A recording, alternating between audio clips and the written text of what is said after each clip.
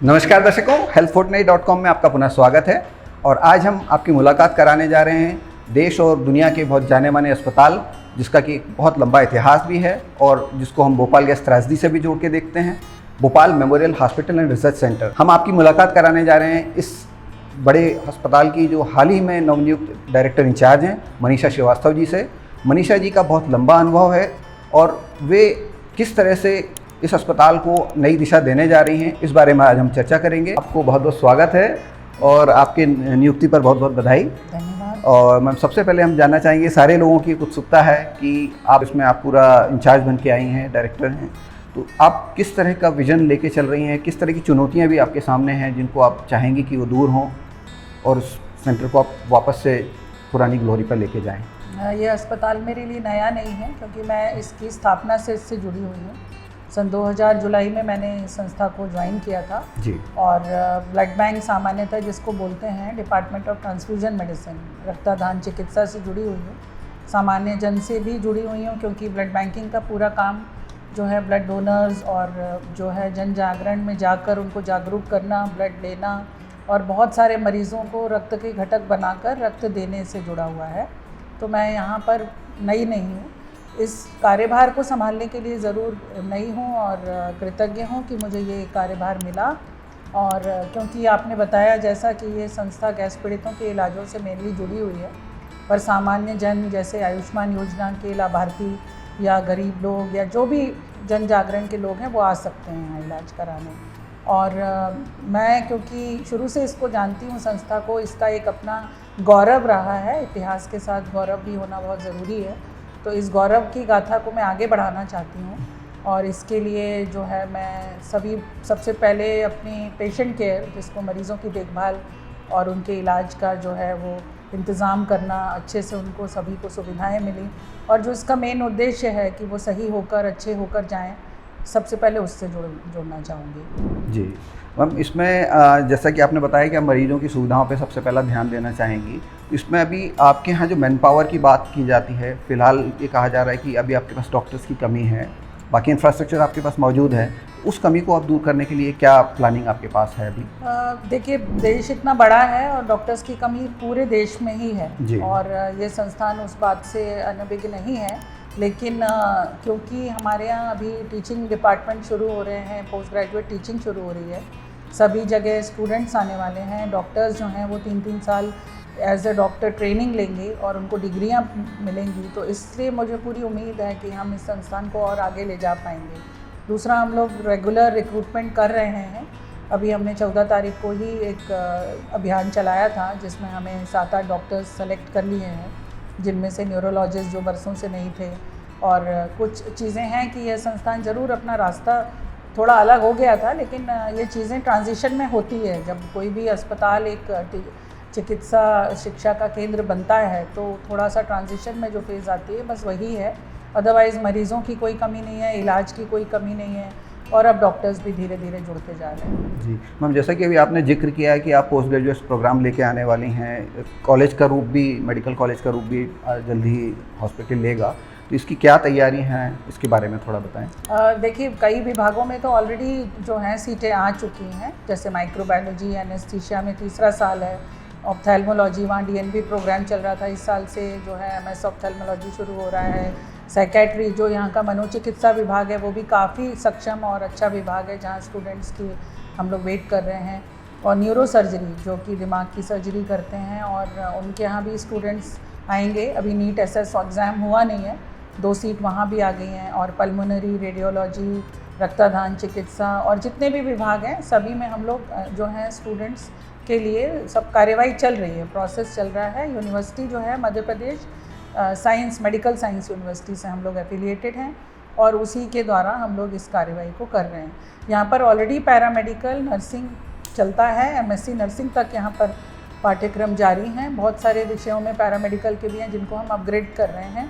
Physiotherapy भी एक ऐसा विषय है जो आजकल सभी को ज़रूरत है, तो इसलिए उसमें भी हम सीटें ऐड कर रहे हैं। और ये सब जो है हमारी उसको इंस्टीट्यूट को अच्छा मजबूत बनाएंगे और आगे बढ़ाएंगे। जी मैम, आपके कार्यकाल के दौरान ब्लड बैंक ने काफ़ी मतलब राष्ट्रव्यापी स्तर पर काफ़ी प्रोग्रेस हासिल की, काफ़ी बड़ा नाम आपके ब्लड बैंक का रहा है, तो इस ब्लड बैंक को लेकर के भी आपकी कुछ योजनाएं हैं? जी, ब्लड बैंक में अभी हम लोगों ने एक नई एफेरेसिस की मशीन ऐड की है, और यहाँ तक कि यहाँ पर एक जो है जो biological, radiological and nuclear injuries से संबंधित एक बड़ी लैब आ रही है जो संस्था से जुड़ी रहेगी, जिसको चयनित किया गया है भोपाल मेमोरियल को, अदर देन चेन्नई और चंडीगढ़।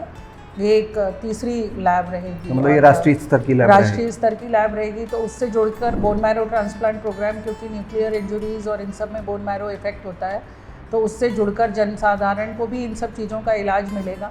और रिसर्च वगैरह भी इसमें संभव होगा, तो हम यही चाहेंगे कि इससे जुड़कर हमारा विभाग आगे काम करे, और रक्त की पूर्ति हम ना केवल सिर्फ भोपाल मेमोरियल के लिए वरन पूरे भोपाल के लिए करते हैं। जी, तो मैम जैसा कि अभी आपने रिसर्च की बात की, अपने अस्पताल के नाम में भी रिसर्च सेंटर एक वर्ड यूज़ होता है, तो रिसर्च को लेकर के किन गतिविधियों को भी आप लोग कर रहे हैं और आगे की क्या योजनाएं आपकी हैं? देखिए, यहाँ पर रिसर्च का विभाग बहुत पहले से है, बहुत ही अच्छा प्रतिष्ठा वाला विभाग है। और अभी क्योंकि मेरी कुछ चर्चाएं हुई हैं उनसे, तो मैं बता दूं आपको कि जो रेडियोलॉजिकल इंजरीज़ होती हैं, उसके अलावा नॉर्मली जो हम लोग रेडियोलॉजी डिपार्टमेंट वाले, रेडियोथेरेपी वाले, जहाँ पर इन रेडियोथेरेपी की जो सिकाई वगैरह करते हैं, उनको जो इफ़ेक्ट होता है वो जांच करने के लिए यहाँ पर एक बड़ी लैब इसरो के और DRDO के उससे बनी है। और DRDO वाली लैब में खून द्वारा हम लोग, जैसे डोजीमेट्री होती है, उसमें हम लोग डोजीमीटर लगा के करते हैं। इसमें रक्त की जाँच करके हम ये बता पाएंगे कि जो है वो कितना एक्सपोजर हुआ है व्यक्ति को। और ये अपने आप में एक अनोखी लैब होगी। और भी बहुत सारे जो है skill development in research and scientist area, वो लोगों को एक प्रोजेक्ट मिला है, और वो TB एलिमिनेशन के लिए सहारिया ट्राइब में TB का कितना प्रभाव कम हुआ है हमारे एलिमिनेशन प्रोग्राम से, इस तरह के कई प्रोजेक्ट्स यहाँ पे चल रहे हैं। और मेरी तो ये है योजना कि मैं सभी को एनकरेज करूँ कि छोटे छोटे प्रोजेक्ट्स के माध्यम से इसको आगे बढ़ाएं।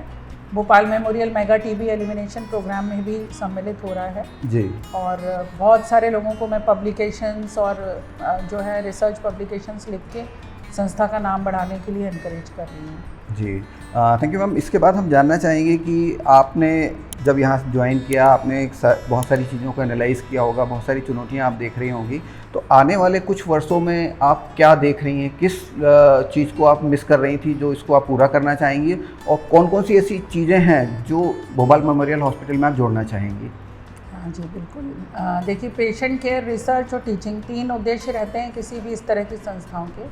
तो यदि हम पेशेंट केयर में देखें तो एक तो जो है रेगुलर प्रोग्राम्स के साथ साथ एक हमारी बहुत ही महत्वपूर्ण जो अंग हैं वो यहाँ के आउटरीच सेंटर्स हैं जी। हम जन जन से उनके घर के सामने से जुड़े हुए हैं अपने आउटरीच सेंटर्स के थ्रू। 8 मिनी यूनिट्स हैं जिनमें हर एक को मैं एक राष्ट्रीय कार्यक्रम जो भारतीय सरकार द्वारा चलाए जा रहे हैं उनसे जोड़ रही हूँ। तो ये एक हमारा नया वो रहेगा, जैसे कैंसर अवेयरनेस है, डायबिटीज़ प्रिवेंशन है, क्योंकि बहुत यंग लोग, डिपेंडेंट्स भी, जो गैस पीड़ितों के बच्चे हैं जो हमारे डिपेंडेंट्स हैं, उनका भी हमारा उद्देश्य है कि उनको हम ट्रीटमेंट दें।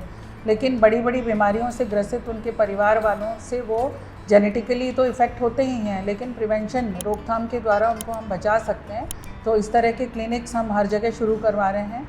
यहाँ पे मैंने स्पेशल OPDs शुरू करी हैं, अभी बहुत सारे लोगों ने शुरू भी कर दी हैं। जैसे कि एग्जांपल दे रही हूँ, COPD के लिए, कार्डियक पल्मोनरी डिजीज़ के लिए, हाइपरटेंशन के लिए, स्ट्रोक के लिए, तो स्पेशल क्लिनिक्स को हम नया शुरुआत कर रहे हैं।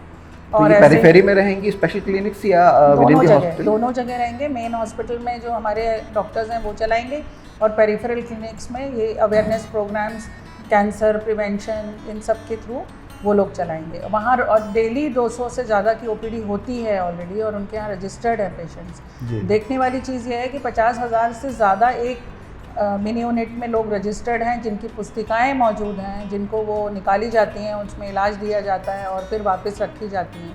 ये एक बहुत ही अनोखा उदाहरण है। डॉक्यूमेंटेशन भी आप पूरा डॉक्यूमेंटेशन होता है, कंप्यूटराइज्ड है, उनकी लास्ट विजिट से लेके क्या दवा वो लोग ले रहे हैं सब पर्चे पे निकलती है।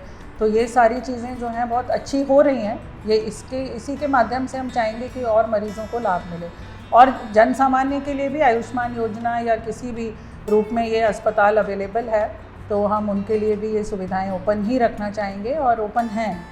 और रिसर्च के क्षेत्र में भी हम लोग जो है विशेष परियोजनाएं, क्योंकि ये ICMR का इंस्टीट्यूट है, अपने आप में ही इसको एक अवसर है कि ये रिसर्च के उसमें क्षेत्र में आगे बढ़ सकता है। CMEs हैं, अपडेशन प्रोग्राम्स हैं, मेडिकल एजुकेशन है, तो बहुत सारे ऐसे आयाम हैं जो मैं यहाँ पर कर सकती हूँ। जी जी जी। तो दर्शकों, मैम ने जैसा बताया कि जो ये अस्पताल है अब एक नई ऊर्जा के साथ आगे बढ़ रहा है।